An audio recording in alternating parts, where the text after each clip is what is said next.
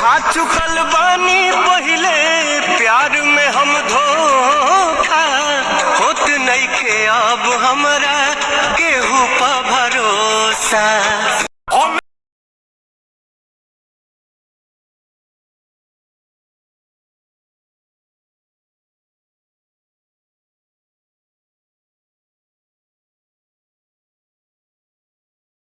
आज के बाद फोन मत करना, फोन रख।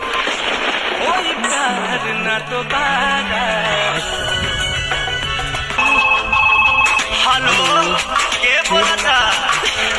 हम तो बबली हम तो बबली बोला तानी कहब बड़ा खोजतानी।